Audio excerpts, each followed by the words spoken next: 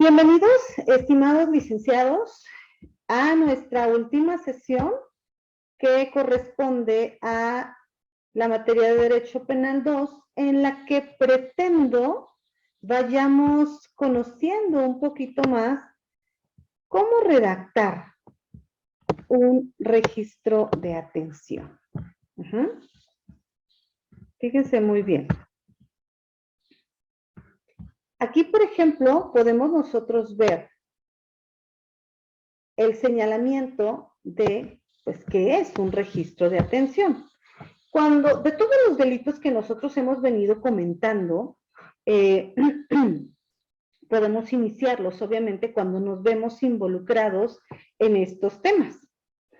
Y aquí queda en blanco, únicamente ponemos el año en el que estamos actuando, porque al llegar al Ministerio Público en turno o de atención inmediata, nos van a dar un número de registro. Y ese es el que vamos a aplicar en este lado. Aquí ponemos Ministerio Público de Atención Inmediata o Ministerio Público en turno. Forzosamente nos tienen que recibir este registro. Podemos hacerlo por escrito, como lo estamos haciendo aquí, y yo les aconsejo que se haga en dos tantos, es decir, uno que le queda al Ministerio Público para la debida integración del expediente o del registro de atención, y uno que les queda a ustedes como acuse. Aquí señalamos el nombre de la persona que está yendo a compulsar la acción. En el caso que nos ocupa, vamos a hablar de la violencia familiar. Damos el nombre completo, tenemos que identificarlo. Estimado Víctor, muy buenas tardes. Muy buenas tardes. Disculpe la tardanza. Estamos iniciando justamente con... buenas tardes, disculpe. Muy buenas tardes. Y fíjense bien lo que les estoy compartiendo en pantalla. Les voy a contar la historia. Llegan a su despacho, les tocan la puerta y les dicen, licenciado Víctor, licenciada Alondra, licenciado Gerardo, no sé quién más nos está acompañando en clase, pero creo que somos únicamente los tres. Vengo a contratar sus servicios. Fíjense que tengo un conflicto, tengo aquí, por ejemplo, un problema. Yo estoy divorciada desde hace tantos años, tengo 2 hijos, en tal año mi hija mayor decidió irse a vivir con el papá. Pues yo, protectora de los derechos humanos y sobre todo como están las cuestiones ahorita del menor que puede decidir qué hacer, pues le dije que estaba bien, pero que en la vía civil, que había sido materia ya de divorcio y que había sido materia de la guardia y custodia, y que por ende me habían quedado ambos hijos a mí. Pues ahora la nena decide irse con su papá, pero está con él no ha tocado ninguna instancia en materia civil para hacer ver que la niña está con él, y esto pues ha venido haciéndome ruido porque pues la nena ahora ya no quiere verme, se expresa muy mal, le mando mensajes y no me contesta, etcétera. Pero lo peor ocurrió hace unos días, en los que pues mi hijo pequeño fue de visita y resulta ser que lo trataron mal. La tía de mi expareja, o sea, la hermana de su papá, pues los trató mal, ¿verdad? Entonces, fíjense, de esta forma nosotros podemos conocer la noticia delictiva. ¿Qué tenemos que hacer? Empezar a redactar. Les he venido diciendo que los registros de atención los podemos hacer pues de manera personal, nos apersonamos ante el Ministerio Público, o bien podemos presentarlo como escrito, que es en el caso que nos ocupa. Tenemos que identificar a la persona que está yendo a pedir la intervención del Ministerio Público, decimos a qué se dedica, su capacidad, que cuenta con una capacidad jurídica plena, señala un domicilio para oír y recibir notificaciones, que en el caso que nos ocupa es el de su servidora. Podemos, si así lo queremos, señalar su domicilio particular, pues para alguna indagatoria posterior, o bien podemos reservarlo en ese momento. Damos la personalidad de asesora jurídica particular con fundamento en el 110 del Código Penal de Procedimientos Penales, que es donde justamente refiere los derechos de la víctima o del ofendido. Es menester precisar que tenemos forzosamente que señalar este número de cédula profesional de la persona que está fungiendo como asesor.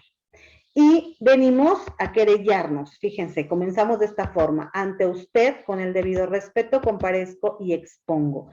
Por medio del presente escrito, vengo a querellarme formalmente por los delitos de violencia familiar y los que resulten en agravio de mis menores hijos. ¿Por qué? Porque como ya les conté en la historia, tenemos a dos menores de por medio.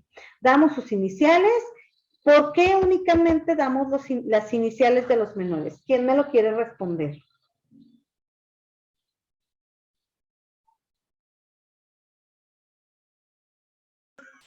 A ver. Es que yo estaba hablando ahí, por la protección a menores, es que son menores de edad, entonces no tienen la capacidad jurídica. Entonces, y protección pues a ellos, por los derechos humanos, ¿no? Así es, por la protección a su identidad, por la protección de datos personales, porque finalmente son menores y el Estado, ustedes y yo, tenemos la obligación de promover, proteger, respetar y aumentar sus derechos humanos. Y entre ellos está el tema de su identidad. Decimos la edad que tienen respectivamente e instruidos, es decir, quién es la persona que está afectando a estos menores. Damos el nombre. Resulta ser la cuñada y tía paterna de mis hijos. Estamos narrando en primera persona, eso es bien importante. Y aquí estamos hablando de dos personas, de el papá y de la hermana, en razón a que uno está cometiendo la violencia familiar, el otro se percata, se da cuenta, pero simplemente no hace absolutamente nada. A lo mejor decimos, ay, pues es que pues fue nada más una llamada de atención o fue un juego que se pasó un poquito porque hizo sentir incómodo a los menores. Damos el domicilio de donde pueden ser notificados, señalamos el barrio, señalamos la ciudad, es bien importante que señalemos la ciudad. ¿Si quiere preguntar algo, Víctor? Sí, en referencia a eso, digo, no sé si estoy mal, pero lo quiero comentar. Es molesto, incómodo las notificaciones. Y a veces es mejor por la protección a los testigos o la persona que está querellando, a veces no dar ¿cómo le dijera? El domicilio. Yo sé que es importante, eso es lo que nos marca la ley, pero puede quedar el domicilio del abogado defensor. No sé si Así es. estoy mal. No, está perfecto, por eso yo pongo ahí mi domicilio. Por eso cuando me Exactamente, da mandato, queda mi domicilio. sí, porque es protección a las personas. Ya ve que desgraciadamente hay mucha fuga de información y con todo respeto, los mismos secretarios del Ministerio Público, el secretario del juez, le pasa la información a la otra parte, a la que es demandada y empiezan los problemas de integridad física, ¿no? O de amenazas. Así es. ¿Verdad? Por Ok. eso, lo más adecuado, además que nuestro representado no sabe de términos jurídicos, tampoco sabe de los plazos y términos, y por lo tanto debemos de quedar nosotros como responsables. Y entramos al tema de los fundamentos. Con fundamentos ordinales 1, 4, 8, 16, 20, apartado C de la Constitución Política de los Estados Unidos Mexicanos y relativos 198, 199, que ya nos hablan, todos estos primeros de la Constitución, pues obviamente tienen que ver con nuestros derechos humanos, y ya los específicos en cuanto al delito, que en su momento habla de otros delitos, nuestro programa, estamos utilizando el de violencia familiar, 198, 199 y demás relativos del Código Penal vigente en la entidad, en el caso de Chiapas, ¿verdad? 108, 109, 110, 111 y demás aplicables del Código Nacional de Procedimientos Penales, donde nos habla de la víctima, los derechos de la víctima, el derecho de tener un asesor jurídico particular y que obviamente puede coadyuvar en todo momento con el Ministerio Público. Venimos a hacer, o vengo más bien, porque tenemos que narrar en primera persona, vengo a hacer del conocimiento a la autoridad los siguientes hechos. Y aquí tenemos que ir narrando cómo conocimos a la persona que está afectando el bien jurídico tutelado, que es la integridad de los menores, que es esta sana convivencia que debe darse después de un divorcio, y decimos, ¿cuándo lo conocí? La narrativa tiene que ser en orden cronológico. ¿Cómo lo conocí? ¿En qué año me casé? ¿Dónde establecí el domicilio? ¿Procreamos a tantos hijos? ¿En qué fecha los procreamos? cómo es que vivimos en un momento dado en determinado domicilio, luego nos cambiamos al otro bajo el argumento de que iban a ayudarme, ¿no?, a cuidar a los menores, porque pues yo trabajaba en aquel entonces y el padre de mis menores hijos pues todavía no estaba trabajando. Sin embargo, aquí también es importante precisar el antecedente de la violencia familiar.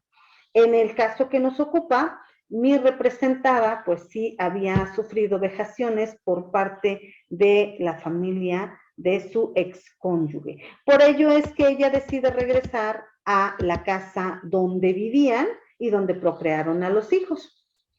Pero también sigue manejando que por qué se cambia, pues obviamente por los comentarios, por las afectaciones, sobre todo psicológicas y morales que van creando en la persona, ¿no? Ella apoya, ¿no?, a su expareja para que pues siga estudiando y simplemente en algún momento él decide quedarse a vivir en la casa de su mamá y ella decide regresar a la casa que en algún momento sirvió como hogar conyugal. Ya no hay momento de reconciliación y por eso es que deciden separarse. En este juzgado resuelven sobre divorcio, guarda y custodia, patria potestad, cuestión alimenticia y también se fija el tema de la convivencia. Pero resulta ser que en este mes de febrero, pues se lleva a la menor a vivir a la casa de su mamá y ya no la regresa. Y la menor dice, pues no quiero regresar. Ella permite que se quede la menor porque hay una promesa de que él va a hacerlo conducente en el juzgado civil. Los que hemos tenido en nuestras manos un expediente de este tipo nos dice que se otorga la guardia y custodia y que han llegado a un convenio, pero eso no significa que en algún momento pueda cambiar, pues en este momento cambió y el papá simplemente no hizo lo necesario para hacerle de conocimiento al juez. Por eso es necesario precisar en la narrativa que esto ocurrió y porque ella está esperando a que él arregle las cuestiones jurídicas en el juzgado. Sobre todo hacerle el conocimiento y si la menor dice, pues quiero vivir con, simplemente ahí se queda, ¿no? Hay un momento en el que ellos fijan también la convivencia y pues obviamente por no romper los lazos filiales, ella permite que sigan conviviendo con la familia de su papá. Todo iba bien, aquí seguimos narrando el tema de la convivencia. Ella empieza a percatarse que como que algo no le cuadra porque la menor empieza a tener hábitos que no tenía cuando se fue a vivir con el papá. Se lo hace ver al papá, pero pues él simplemente no hace ningún pronunciamiento sobre ello. Ella, preocupada por el tema del sano desarrollo de su hija, decide llevarla con un psicólogo y le dice, ok, que te quede la nena, está perfecto, que vaya a vivir contigo, pero que regrese a vivir contigo, porque en un momento dado la niña regresa con ella se percata de estos hábitos, se lo hace ver al papá y le dice, bueno, pues vamos a tratarla psicológicamente, ¿qué está pasando? Sabemos perfectamente que cuando existe una ruptura matrimonial, no nada más se rompe el vínculo de papá y mamá, sino se rompe el vínculo de mi casa, mi identidad, mi lugar seguro, mi familia, ¿no? Entonces, ella cree que por este tema es que la niña empieza a tener estos comportamientos, pero obviamente le dice al papá, síguela llevando con el psicólogo, el papá no lo hace y en lugar de actuar, pues empieza a trabajar algo contrario a derecho que se llama alienación parental. Empieza a hablarle cuestiones mal de la mamá y le dice, mira, aquí está ocurriendo esto, aquí está ocurriendo lo otro, y simplemente, pues tu mamá no nos quiere, ¿no? Nos abandonó. Entonces él empieza a subirse al barco, y un barco que ya había dejado ir, porque eso ya había sido materia de cuestionamiento en el juzgado civil.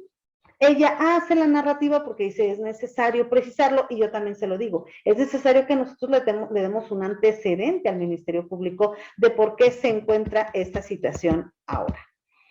Pero ella se empieza a dar cuenta que la nena la empieza a tratar mal, le habla mal, ella siente que su hija la odia y dice, bueno, no entiendo por qué porque pues yo estoy tratando de hacer las cosas bien, ¿no? Estoy respetando a mi hija, pero pese a ello, no ha prosperado esta situación y ella dice, pues yo quiero respetar la situación de la decisión de mi hija. Ella decide estar ahí, perfecto. Y aquí es donde justamente hace la narrativa, en modo, tiempo y lugar, cuándo ocurren los hechos, en qué horario ocurren los hechos, y ella aquí narra que al llegar a la casa se percata de que sus hijos están los dos, ambos llorosos.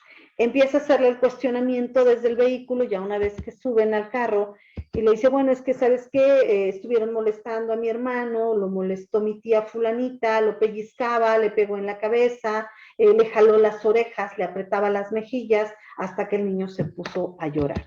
Cuando obviamente la mamá le dice, en son de reclamo al papá, le dice, oye, pues, ¿qué está pasando? ¿Te estás percatando que nuestro hijo está siendo violentado? Y pues tú no estás haciendo nada, ¿no? Nunca le contesta los mensajes, minimiza este actuar y ella dice, yo no puedo quedarme con los brazos cruzados. No, porque si en algún momento me dañaron a mí, yo no quiero que ahora dañen a mi hijo.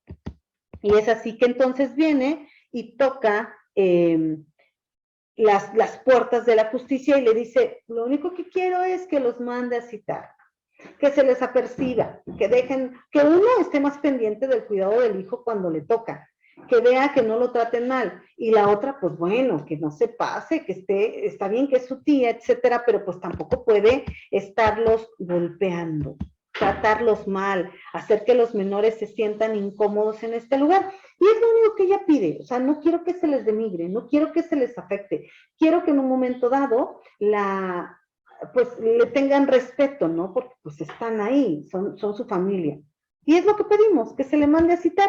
Nada más que no obviemos que ahorita el tema de la violencia familiar en menores debería de perseguirse de oficio. Y la violencia no necesariamente debemos traer al menor sin un brazo, sin una pierna, abusado, violado, que sería el peor de los casos. Y ahí ya cambiaremos el contexto de una violencia familiar a una violación, a una pedrastía, a una pedofilia. Entonces, ella es lo que pide. Y aquí en el punto de la ratificación, que es ya prácticamente el momento en el que estamos despidiéndonos del Ministerio Público, le pedimos que tenga por presentada, con este escrito y contenido del mismo, realice tantas y cuantas diligencias sean necesarias para el esclarecimiento de los hechos que se ventilan y que pondere el interés superior de los menores.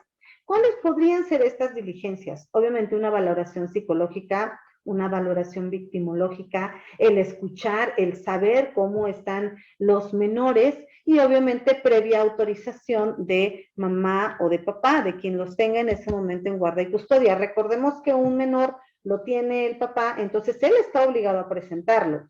Y ahí sí el menor empieza a decir, no, pues yo la odio, etcétera. Entonces ese tipo de cuestiones sí pueden demostrarnos que existe una alienación. Sobre todo cuando hablas con palabras de odio, fomentas el odio del menor para con el otro progenitor, que finalmente hoy por hoy lo tiene en guarda y custodia. Pide que se les aperciba mediante citatorio para que pues eviten, uno, estarla agrediendo como sujeto activo y el otro pues está en una violencia familiar pero de omisión. ¿Por qué? Porque se está percatando que están ocurriendo los hechos y simplemente no está haciendo nada. Concluimos con esto, lugar y fecha, y es bien importante que en los registros de atención que ustedes más adelante puedan redactar apegado o aplicando alguno de los delitos que que estudiamos, que fueron materia de estudio en esta asignatura, tratemos de cerrar con temas que impacten. Yo siempre se los pido. En materia civil les digo, por favor, ya divorciémonos del protesto lo necesario, del proveer de conformidad será justicia. Lo mismo les pido en materia penal. Cuando nosotros estemos hablando de menores, podemos concluir con una frase como la siguiente: por una vida libre de violencia y que pondere el interés superior del menor. Si estamos hablando de, a lo mejor, esta mujer también está siendo violentada. ¿Por qué? Porque finalmente ella se da cuenta de esto y pues le duele, le lastima, le molesta el hecho de que traten mal a sus hijos. Creo que los que somos papás, pues obviamente no nos gustaría nada eso, ¿verdad? Entonces, tenemos que ir adecuando la frase de conclusión con el tema que estamos abordando. ¿Y de qué partes podemos componer el registro de atención? Voy a subir tantito para que ustedes puedan identificar el proemio, que este proemio está compuesto desde el número de registro de atención, desde presentarme y decirme quién soy y qué es lo que estoy pretendiendo, ¿no? Dar a conocer también los datos de la persona a la que en un momento dado estoy señalando como responsable. Desde aquí, registro de atención, la autoridad ante quien la asigno, y doy a conocer mis generales. Prácticamente con esto, y aquí, ante usted, con el debido respeto, comparezco y expongo, y doy a conocer de una manera sintetizada qué delito vengo a denunciar, quiénes son los agraviados, quiénes instruyeron este delito, es parte del proemio. Es importante que dé a conocer la dirección para que puedan citarlo, si es que cabe en materia de citatorio, porque pues hoy, si es un delito grave, ejemplo, una violación, pues sí tengo que hacer mis indagatorias pertinentes, pero también es importante dar el domicilio en el supuesto de ejecutar una orden de aprehensión o una orden de citación o de comparecencia ante el juez de control o ante el Ministerio Público. Por eso es importante dar los pormenores del domicilio. Esto prácticamente es nuestro proemio. Después sigue el apartado de hechos y la ratificación.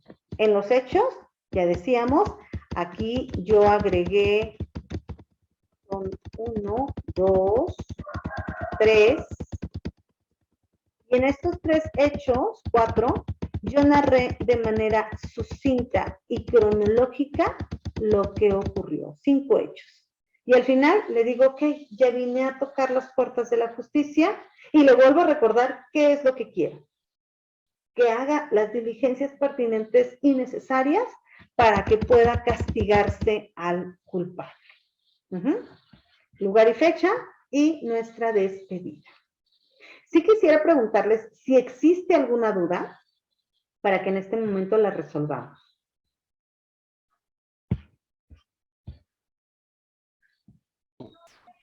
No, a mí me queda claro, bueno, el inicio de la carpeta de investigación, ¿verdad? Ante la agencia, ¿a quién voy a querellar? O ¿contra quién me voy a querellar? Y todos mis antecedentes, mis datos y los datos de la persona a la que estoy querellando y quiénes son los involucrados. Me queda bastante claro. Muy bien. Pues, Gerardo, Alondra, no sé si quieren comentar algo. No, me queda muy claro. Ok. También a mí me quedó claro, profe, gracias. Ok. ¿Alguno de ustedes ya ha tenido una aplicación sobre estos temas? ¿Ya han activado algún registro de atención?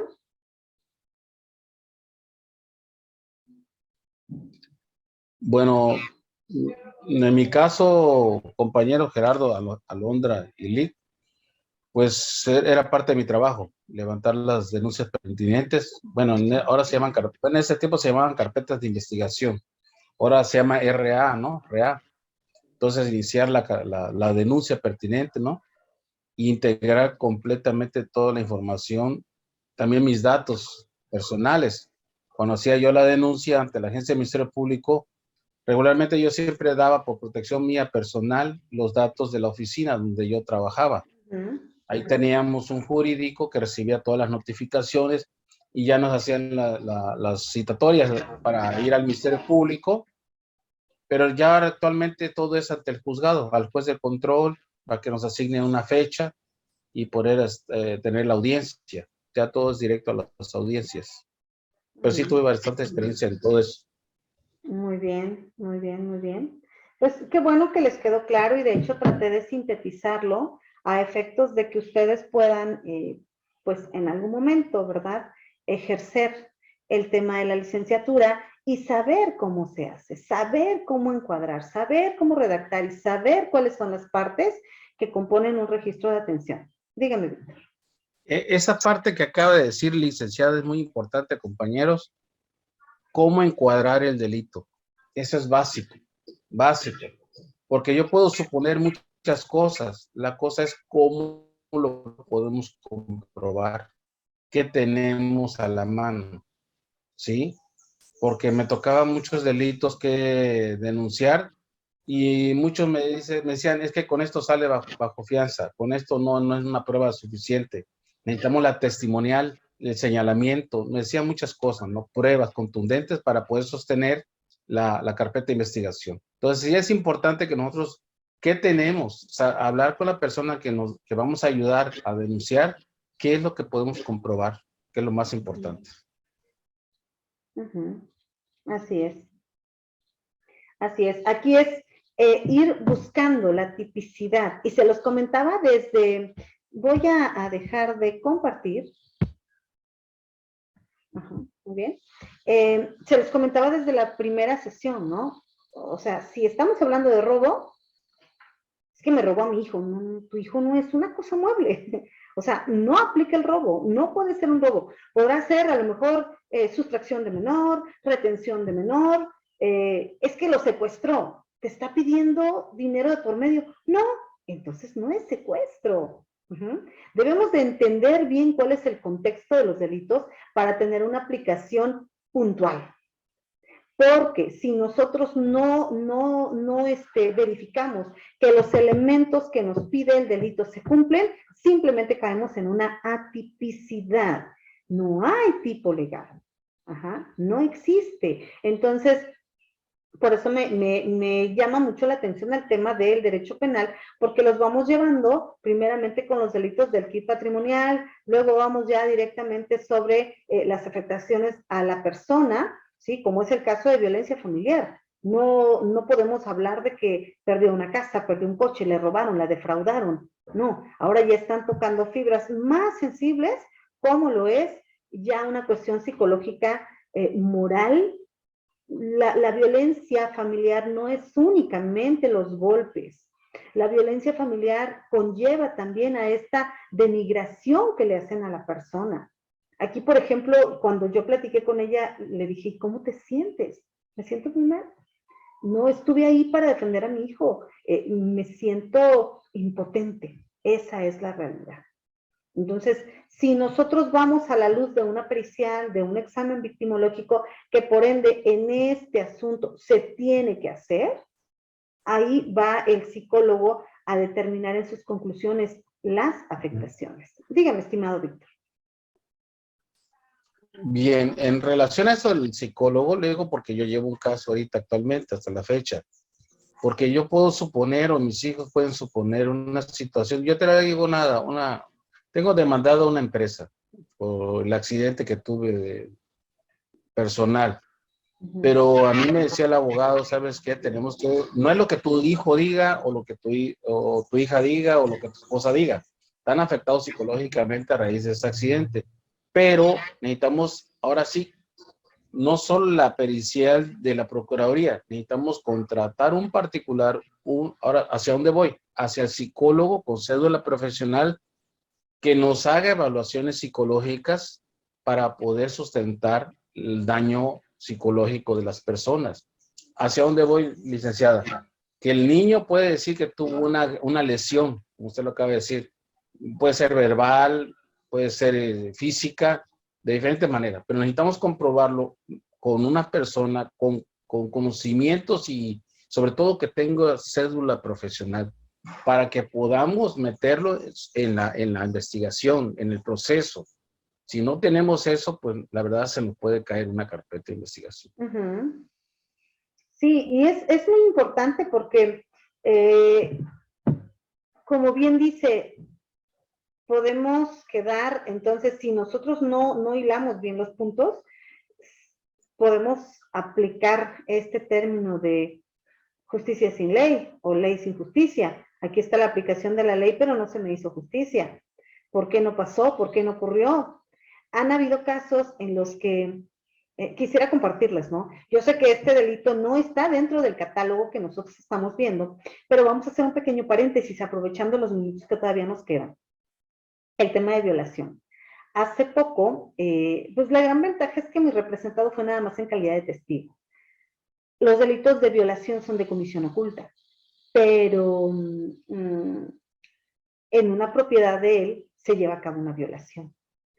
Entonces llaman a mi representado para que declare, dice, pues yo no vi nada raro, o sea, yo no escuché, no, pues simplemente no me percaté del hecho. Pero ya verificando las periciales que se realizaron, la violación debe tener ciertos puntos, ¿no? El forcejeo es uno de ellos, el me opongo a la cópula, y dentro del examen ginecológico también se da el victimológico y uno físico, uno de integridad física. Entonces, al resistirse a la violación, pues obviamente donde hay un poco más de señalamientos es en las piernas, ¿no? Al momento de intentar hacer la copulación. Y eso no se da. En la pericial no se advierte ningún momento de forcejeo o lucha. Al contrario, nos ponemos a verificar, porque a mí, o sea, mi representante iba en calidad de testigo, no iba en calidad de imputado, porque la persona ni siquiera podía señalar, fue Víctor, fue Gerardo, fue Alondra, no lo podía señalar. Nunca hubo ese conocimiento de la persona que supuestamente la había violado. Entonces nosotros nos reservamos y dijimos, ok, pues vamos a dar lo que nos pidan. Nos piden cámaras, aquí están las cámaras. Nos piden la testimonial, aquí está la testimonial. Nos piden nombres, damos los nombres. Y hace poco que fui a verificar nuevamente, bueno, ¿y en qué vamos, no? O sea, ¿qué ha prosperado? Les repito, mi representado no está en calidad de imputado, está en calidad únicamente de testigo, pero pues me preocupa el tema de que pues estaba su propiedad y que en algún momento me dijeron, es que es lugar de los hechos, a ver, vamos a asegurar, etcétera. Pero no encuadra. Muchas cuestiones que tendrían que darse para el tema de la violación no encuadran. Y el que es primordial es el de integridad física. No hubo un sometimiento, no hay lastimaduras, hubo barrido de uñas, no hay nada. Entonces, al final ella dice, es que tampoco puedo señalar quién fue. Y pues ahorita se quedó en stand-by hasta que la víctima pueda tener mayores datos de prueba y los pueda proporcionar. Pero en tanto, o sea, nos quedamos así como que pasó, no pasó. O sea, de que hubo una relación sexual, la hubo. Aquí el punto es verificar si fue consensual o fue forzada. Pero derivado de las periciales que existen, no se advierte que haya sido forzada. Es un tanto complicado en estas cuestiones. ¿Por qué? Porque son finalmente delitos de comisión oculta. ¿Preguntas o dudas? Porque ya estamos por concluir y recordemos que esta es nuestra última sesión. Todo bien, como le dije anteriormente, licenciada, uno puede suponer cosas, la cosa es cómo comprobarlo. Así es. ¿Verdad? Aunque todos tengamos conocimiento, la cosa es cómo comprobarlo, ¿verdad? Esa es la parte más importante. Muy bien, muy bien. Miren, voy a dejar de grabar para ir concluyendo la clase. Si no hay ninguna duda, pues damos por concluida la sesión. Tienen mi número de teléfono y pues cualquier situación que ustedes requieran, pues ahí tienen mi número para cualquier apoyo que necesiten.